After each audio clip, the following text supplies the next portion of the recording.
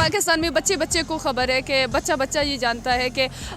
ملک کو کون جو ہے چلا رہا ہے اس وقت کس کے کنٹرول میں ہے. وہی خوف ہے, وہی جو ہے ڈر ہے کہ جس کی وجہ سے آج بھی بلوچستان میں آپ دیکھتے ہیں سب سے زیادہ ہمارے بلوچ طلباء جبری گمشدگی کے شکار ہیں. ریاست انصاف دے گی نہیں دے گی وہ ریاست کے اوپر ڈپینڈنٹ ہے, لیکن ہمارا تعلق بلوچستان سے ہے اور ہمیں جو ہے بائی برتھ یہ چیز سکھائی جاتی ہے کہ اپنے لوگوں کے لیے آواز اٹھانا ہے. جب ہم اپنا معاملہ یہاں پر لاتے ہیں, یہاں پر جس طریقے سے ہمارا استقبال کیا جاتا ہے لاٹھیوں سے, جو ہے تشدد سے, گرفتاریوں سے, FIR سے, تو یہ چیز ہمیں یہ نفرت پھیلا رہی ہے. بلوچوں کو کبھی وہ پرائیورٹی دی ہی نہیں گئی, بلوچوں کے حقوق کو کبھی وہ اہمیت دی ہی نہیں گئی. یہی وجہ ہے کہ آج بھی یہ مائیں اور بچے جب یہاں سے مایوس ہو کر جائیں گے یہ ایک چیز صرف لے کر جائیں گے, وہ نفرت ہوگی. اور وہ نفرت ان کو کہاں لے کے جائے گی, کیسے لے کے جائے گی, وہ یہ تمام چیزیں اب ریاست کے اوپر ہے کہ وہ کس طریقے سے اس چیز کو جو ہے ڈیل کرے. اور اس وقت ہم یہی اپیل کرتے ہیں پورے پاکستان میں جتنی بھی مظلوم قومیں ہیں جن کا کسی نہ کسی طریقے سے استحصال ہو رہی ہے, وہ سب آئیں اکٹھے ہو کر, اور خاص طور پر جبری طور پر گمشدہ افراد کے جو لواحقین ہیں, جو تنظیمیں ہیں, وہ آئیں یہاں پر اپنے لوگوں کے ساتھ بات کریں. جب آج ہم 10 15 سالوں سے جب مایوس نہیں ہوئے, ہم آج بھی پر امید ہیں, تو آپ لوگ کیوں مایوس ہیں؟ آپ سے پہلے چھوٹے آپ کے بارے میں سوال کروں گا. آپ مجھے بتائیں آپ کی عمر کتنی ہے اور کب سے اپنے حقوق کے لیے آپ احتجاج کر رہی ہیں؟ جی دیکھیں, میں اس وقت 11 سال تھی جب میرے والد ڈاکٹر دین محمد بلوچ کو جبری گمشدگی کا نشانہ بنایا گیا, اور میں 5th کلاس میں تھی. اور اس کے بعد سے میں سڑکوں پر ہوں, احتجاج کر رہی ہوں, کبھی عدالتوں کے سامنے, کبھی حکمرانوں کے سامنے فریاد لیتے ہوئے, کبھی جو ہے کوئٹہ, کراچی, اسلام آباد, کبھی پیدل مارچ, کبھی گاڑی والے مارچوں میں جو ہے یہی ہماری زندگی کے 14 سال سے زائد عرصہ ہو گیا ہے کہ میرے والد جبری گمشدگی کا شکار ہیں. اور میں اپنے والد سمیت بلوچستان میں ہونے والے تمام ظلم, زیادتی, خواتین کے حقوق کے حوالے سے, اور خاص طور پر جبری گمشدگیوں کے حوالے سے ان کے فیملیز کو لینا سڑکوں پر, جو ہے ان کو جو ہے سنبھالنا, دیکھنا, اور ان کے رائٹس کے حوالے سے ان کو بتانا, یہ میں کئی عرصے سے کرتی ہوئی آ رہی ہوں. ایک ریاست ہے, اس کی 4 اکائیاں ہیں, باقی لوگ آزادی کے ساتھ, جہاں آپ کھڑی ہیں اس کے ساتھ بغل میں پنجاب ہے, آزادی سے اپنے حقوق جی رہے ہیں. وہ دور ایک صوبہ ہے بلوچستان جسے کہتے ہیں, وہاں کے لوگ اپنے حقوق کے لیے تڑپتے ہیں, آ کے روڈوں میں احتجاج کرتے ہیں, اس کے بعد انہیں حقوق نہیں ملتے. کیا سمجھتی ہیں یہ آخر پالیسی کس کی ہے کہ بلوچوں کو محروم رکھنا ہے؟ دیکھیں, ظاہر سی بات ہے اس وقت پالیسی پورے ریاست میں کون پالیسی ساز ہے, یہاں پر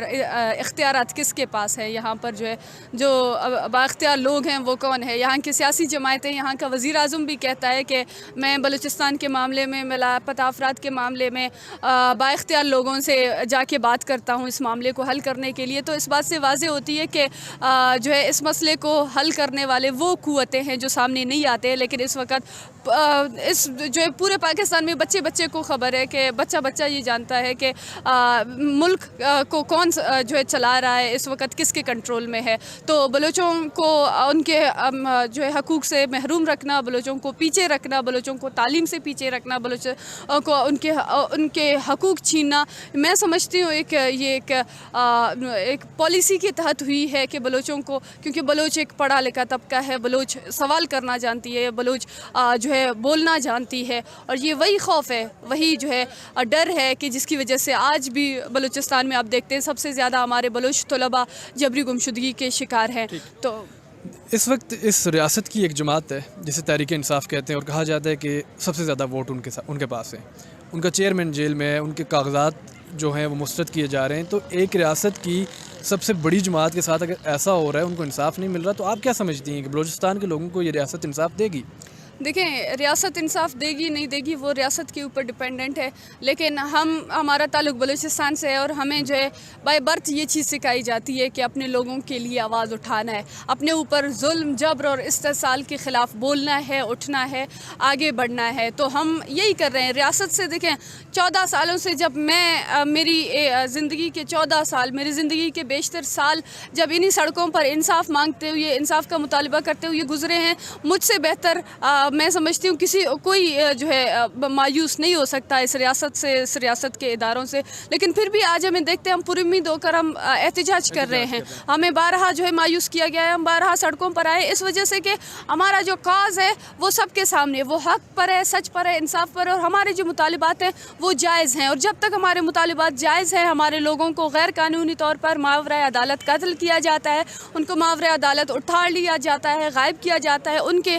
بچے، ان کی جو ہے بیوی، ان کے مائیں، آپ یہاں پر ان کی حالت دیکھیں وہ کس طریقے سے جو ہے اپنا سینہ رگڑ رگڑ کے وہ روتی ہیں، چیختی ہیں، چلاتی ہیں. تو ان کے درد کو ہم ضرور دکھائیں گے، بھلے اس ریاست سے انصاف نہیں ملے گی، کوئی بات نہیں. ریاست کے وزیر اعظم اور چیف جسٹس سپریم کورٹ دونوں بلوچستان سے ہیں، ان کی جانب سے کوئی آپ کے پاس آیا، آپ کو کوئی کسی قسم کی سہولت جہاں پر پرووائڈ کی گئی؟ دیکھیں، سپریم کورٹ کے چیف جسٹس تو ویکیشنز پر ہیں، لیکن پی ایم کی طرف سے ایک کمیٹی بنائی گئی تھی. اس کمیٹی میں 3 سے 4 جو ممبران کے اس میں ایک ڈیلیگیشن آئی تھی، جس میں فواد احمد فواد صاحب اور مرتضیٰ سولنگی، یہ ڈیلیگیشن آئی. انہوں نے یہاں پر اس کیمپ میں ہم سے بات کی، ہمارے مطالبات لیے، اور یہ کہا کہ ہم آپ کے مطالبات آگے جا کے دیکھتے ہیں اور اس پر کہاں تک ہم آپ سے بات کر سکتے ہیں معاملات کو حل کرنے کے لیے. لیکن اس کے بعد پھر کوئی بات چیت نہیں ہوئی، یہ بات آگے نہیں بڑھی. یہ لوگ کئی روز سے کھلے آسمان تلے، دسمبر کی آخری رات ہے، ٹھنڈک ہے، انہیں یہاں پر ریاست کی جانب سے کوئی سہولت مہیا کی گئی یا نہیں کی گئی، اور آپ لوگوں کو اسلام آباد پولیس کی جانب سے جو تشدد کا نشانہ بنایا گیا، کیا محسوس کرتے ہیں یہ لوگ؟ کیا محسوس کرتے ہیں؟ آپ انہیں لیڈ کر رہے ہیں، آپ کیا محسوس کرتے ہیں؟ دیکھیں، ہم خود کو یہاں پر ایک اسٹرینجر کے طور پر دیکھتے ہیں. وہ اجنبی لوگ جن کو ایسے جیسے کہ آپ اپنے ایک گھر میں ہوتے اور آپ کو اجنبیوں جیسا ٹریٹ کرتا ہے، ہمیں ایک طرف سے کہتے ہیں کہ بلوچ ناراض ہیں، بلوچ ہم سے بات نہیں کرتے، اور دوسری طرف جب ہم یہاں پر آتے ہیں اپنی آواز پہنچانے، بلوچستان میں میڈیا بلیک آؤٹ ہے، بلوچستان میں آپ کی آواز کوئی نہیں سنتا ہے، بلوچستان میں وہاں پر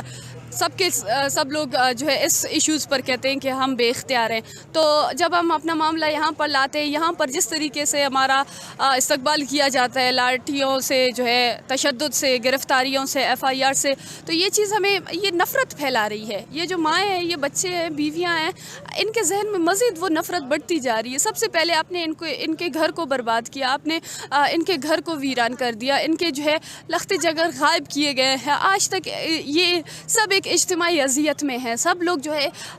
یہ ان میں سے بیشتر افراد ذہنی مریض ہیں، وہ جو ہے ڈپینڈنٹ ہیں جو ہے ڈپریشن پلز کے اوپر. تو یہ تمام ساری چیزیں دیکھ کر پھر اس کے ساتھ ساتھ جو ریاست کا اپنا رویہ ہے، جہاں پر ریاست کو دل بڑا کرنا چاہیے تھا، ریاست کو ان کو آنے دینا چاہیے تھا. اگر ریاست ان کے لوگوں کو ریلیز نہیں کرتا، کم از کم ان کو وہ جو احتجاج کا حق جو ہر شہری کو ملتی ہے، وہ اسی پریس کلب کے سامنے ہم دیکھتے ہیں کہ فلسطین کے مظالم کے خلاف بات ہوتی ہے، اسی پریس کلب کے سامنے ہم دیکھتے ہیں کہ کشمیر کی آزادی کی بات ہوتی ہے. جب بلوچ یہاں پر نہتے خواتین اور بچے جب اسی پریس کلب کے سامنے آ کر اپنا احتجاج ریکارڈ کرنا چاہتے تھے، تو کون سا ایسا جو ہے آسمان گرتا ہے اس بات پہ. تو یہ دیکھیں، بات پرائیورٹیز کی ہے. بلوچوں کو کبھی وہ پرائیورٹی دی ہی نہیں گئی، بلوچوں کے حقوق کو کبھی وہ اہمیت دی ہی نہیں گئی. یہی وجہ ہے کہ آج بھی یہ مائیں اور بچے جب یہاں سے مایوس ہو کر جائیں گے، یہ ایک چیز صرف لے کر جائیں گے، وہ نفرت ہوگی. اور وہ نفرت ان کو کہاں لے کے جائے گی، کیسے لے کے جائے گی، وہ یہ تمام چیزیں اب ریاست کے اوپر ہے کہ وہ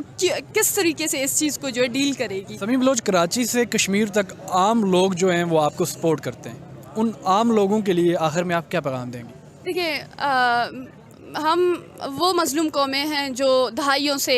اپنے اوپر ہونے والے مظالم کے خلاف سڑکوں پر ہیں، احتجاج کر رہے ہیں. ہم نے آج تک اس کو کبھی مانا نہیں، ہم نے آج تک کبھی اس کو قبول نہیں کیا، کبھی اس کو اپنے قسمت کا لکھا سمجھ کر اس پر خاموش نہیں ہوئے. ہماری وہ مائیں بہنیں یہاں پر موجود ہیں جو شاید اردو میں نہیں بلکہ وہ اپنے لینگویج میں بات کرنا نہیں جانتی. وہ اتنے کمزور ہاتھوں سے 70 سے 80 سال کے قریب ہمارے ساتھ مائیں ہیں، وہ اپنے بچوں کی تصویریں بھی مضبوطی سے نہیں پکڑ سکتے ہیں. وہ لوگ جب ہمارے ساتھ ہیں تو ہم سمجھتے ہیں کہ کوئی بھی یہاں پر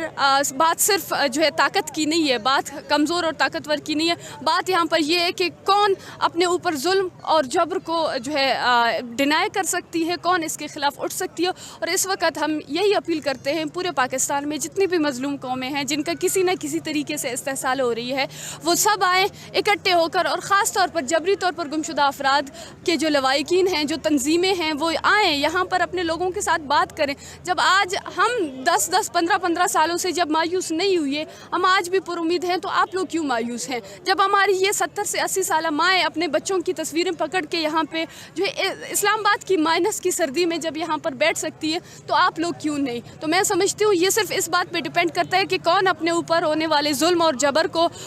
किस्मत का लिखा, या जो है वो कहती है कि मैं इस पर बात नहीं कर सकती, तो ये एक गलत नैरेटिव है। इस पर बिल्कुल बात हो सकती है, इस पर बिल्कुल जो है जब आप निकलेंगे, जब आप सड़कों पर आएंगे, तब आपको अपनी ताकत का अंदाज़ा हो जाएगा।